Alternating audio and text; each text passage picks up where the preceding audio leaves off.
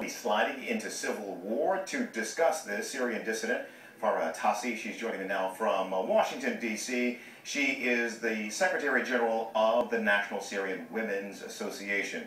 Farah, good to speak with you. So let me start by playing for you this soundbite from Nabi Pillay from today, talking about the number of deaths now in Syria since the uprising started there in March. And then I want your comments on it. I have said that as soon as there were more and more defectors threatening to take up arms, I said this in August before the Security Council, that there's going to be a civil war.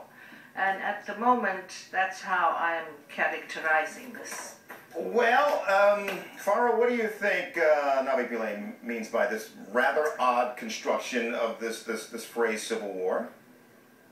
It is unfair. It is unfair, really, indeed, to describe or analyze or classify what's happening in Syria as a civil war. This is not an armed conflict. This is not a regime fighting armed groups. This is an uprising, unarmed uprising, civilian uprising against a regime that's committing murder against those unarmed civilians and protesters and demonstrators.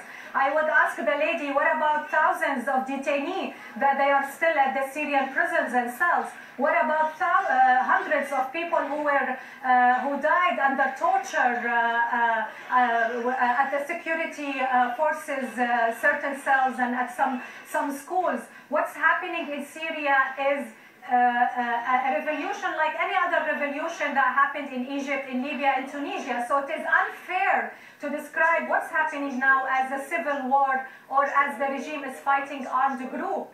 If there are some defection from the army, those people are refusing to obey orders from their officers, they are not actually attacking or targeting Syrian regime. If there were some individual incidents here and there, this were just an act of self-defense. So we don't have really an armed group attacking the regime or attacking the government building or attacking and committing crime against officials. Mainly what we have in Syria is a peaceful revolution. There were some individual incidents here and there, but that should not and will not classify and caricaturize what's happening in Syria as civil war.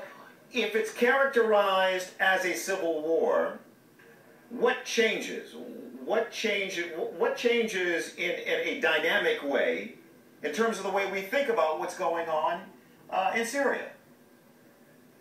You know, on the international level, when they criticize a conflict as a civil war, that will require and that will demand an international intervention. That will require an international coalition to interfere and stop this civil war. But again, I would emphasize that till now, what's happening right now, it's not caricaturized as a civil war. We don't have, as I said, the regime is fighting against a group. The people in Syria are very desperate right now. They're very angry. They are very disappointed by the lack and the hesitation of the international community to act immediately upon what's happening in Syria from humanitarian level, from international level, from legal level, because the situation in Syria specifically, the day-to-day living is becoming very miserable towards a lot of people, and those people are losing hope, and maybe, and I'm saying maybe those people, this situation will push them to join maybe armed groups and say, hey, the whole world left us alone, we have to defend ourselves, we have to protect ourselves. Farah, don't you think that that's the direction this is headed in as we speak at this moment? Look, the Arab League, the OIC, the West